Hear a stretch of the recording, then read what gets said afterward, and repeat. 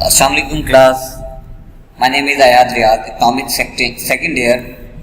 आज हमारा टॉपिक है बैंक का, कि बैंक क्या है। सबसे पहले हम बैंक की तारीफ करते हैं कि बैंक एक ऐसा माली इदारा होता है जो लोगों की अमानतों को अपने पास रखता है और इन्हीं अमानतों को ज़रूरतमंदों को कर्ज देता है। इस तरह वो लोगों की आमदनी में जो फालतू रकम होती है वो अपने पास जमा करता है, फिर उसे कर्ज जारी करता है।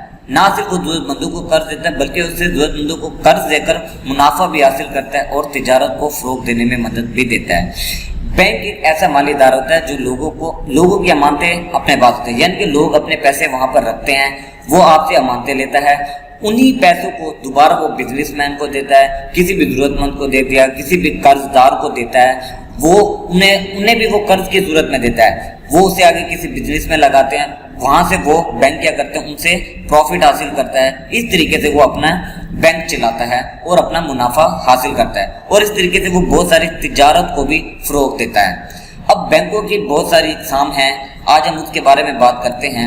बैंकों की इक़साम में सबसे पहली और अहम मरकज़ी बैंक, सेंट्रल बैंक और पाकिस्तान का स्टेट बैंक ऑफ पाकिस्तान। देखिए जी, पाकिस्तान के जितने भी गवर्नमेंट के बैंक्स हैं या प्राइवेट बैंक्स हैं वो सारे के सारे स्टेट बैंक ऑफ पाकिस्तान के अंडर हैं और स्टेट बैंक ऑफ पाकिस्तान की रूल एंड रेगुलेशन के मुताबिक वो काम करते हैं। जैसा state bank of Pakistan rule and regulation बनाता है तमाम बैंक्स को वही फॉलो करने पड़ती हैं। स्टेट बैंक मुल्क के सारे बैंकों का हेड है, निज़ाम बैंकारी को कंट्रोल करता है। जिस तरीके से वो कहता है उसी तरीके से तमाम बैंक्स को करना पड़ता है। अब स्टेट बैंक का काम क्या है? ये किसी मुल्क के निज़ाम और निज़ाम ज़र का बैंकारी को मुस्तकिल और जदीद खतूत पर इस्तेमाल करने में अहम किरदार अदा करता है। हर मुल्क का एक मरकज़ी बैंक होता है और सबसे बढ़कर ये मुल्क में अफरात ज़र और तफरीत ज़र पैदा ना होने में अहम किरदार अदा करता है। मैं बात करता हूँ अफरात ज़र और तफरीत ज़र के। अफरात ज़र यानी कि इन्फ्लेशन, महंगाई हो जाना।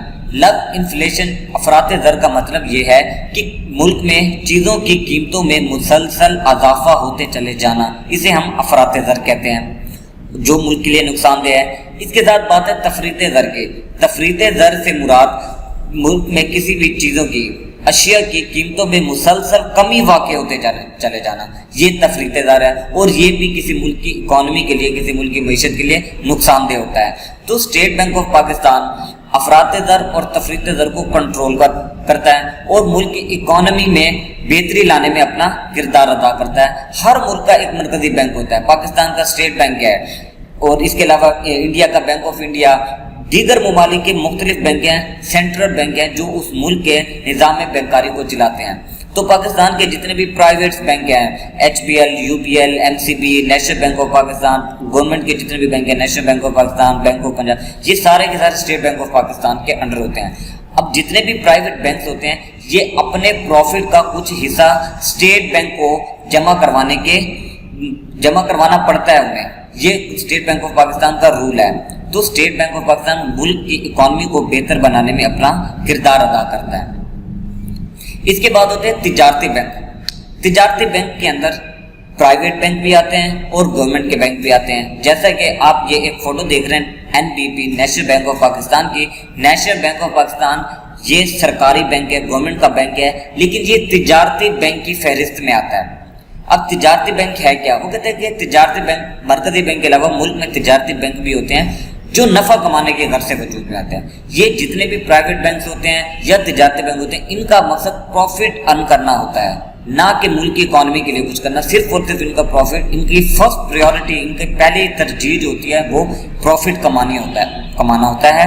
और ये प्रॉफिट कमाते किस तरीके से?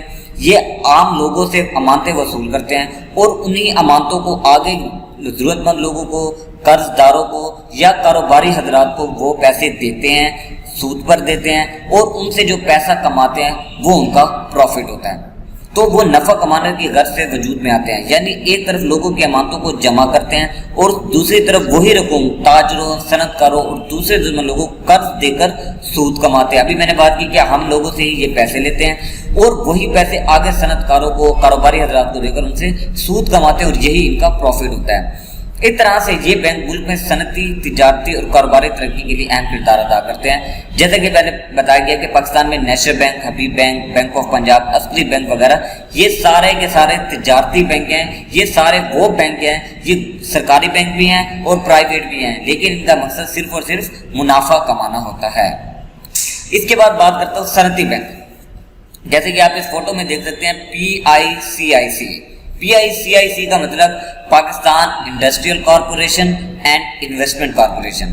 اب انڈسٹریل کارپوریشن کا مطلب یہ کہ ایسے بینک جو صنعتوں کے فروغ کے لیے بنائے جاتے ہیں۔ یہ بینک عام لوگوں کو سے قرض تو لیتے ہیں، لیکن یہ ہر کسی کو قرض دیتے نہیں ہیں۔ یہ قرض صرف ان لوگوں کو دیتے ہیں جنہوں نے صنعتیں لگانا ہے، یعنی کہ صنعتوں کے مقاصد کے لیے یہ بینک قرضے دیتے ہیں، نہ کہ کسی اور چیز کے لیے۔ وہ کہتے ہیں کہ صنعتی بینک، یہ بینک بھی تجارتی ہوتے ہیں، مگر ان کے فرائض کو صنعتوں کی ترقی تک محدود کر دیا جاتا ہے۔ یہ بینک بھی لوگوں کی امانتوں کو جمع کرتے ہیں، لیکن ان میں سے صرف صنعت کاروں کو قرض دینے کے لیے استعمال کرتے ہیں۔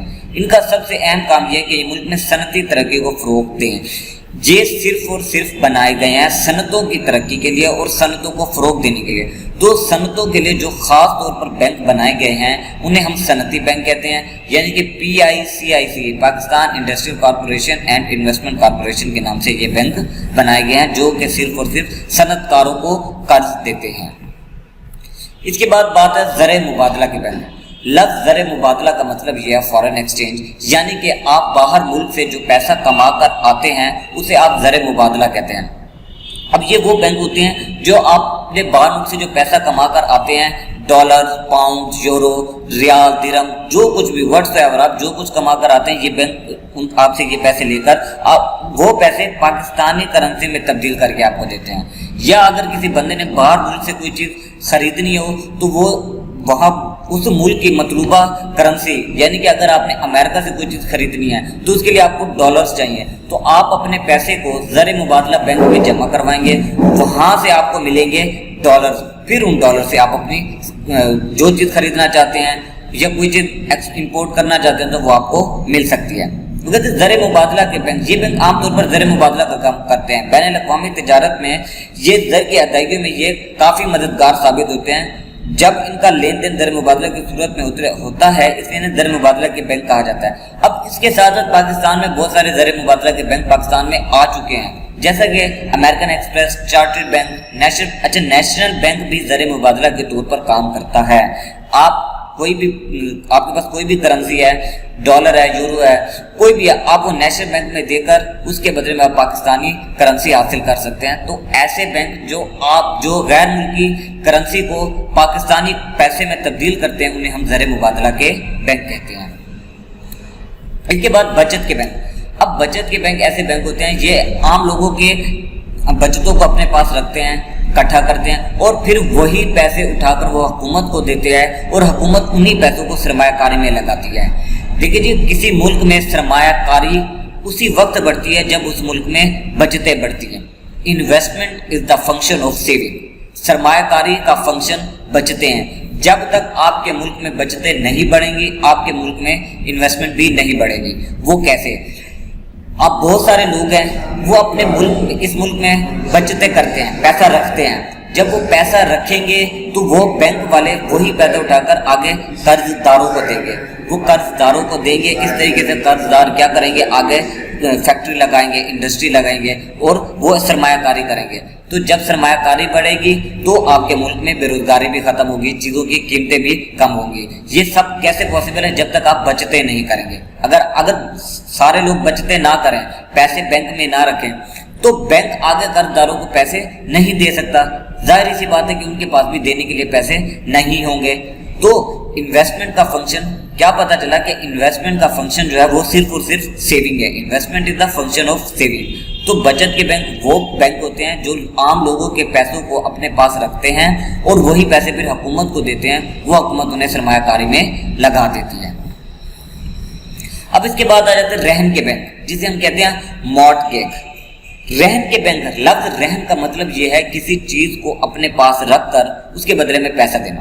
رہن کے بینک کیا ہوتے ہیں؟ یہ آپ کو قرض دیتے ہیں، لیکن اس کے بدلے میں آپ کی کوئی نہ کوئی پراپرٹی، کوئی نہ کوئی زمین، گھر، مکان، صنعتی مشینری اور دیگر قیمتی اشیاء وہ اپنے پاس رکھتے ہیں پھر اس کے بدلے میں وہ آپ کو پیسہ دیتے ہیں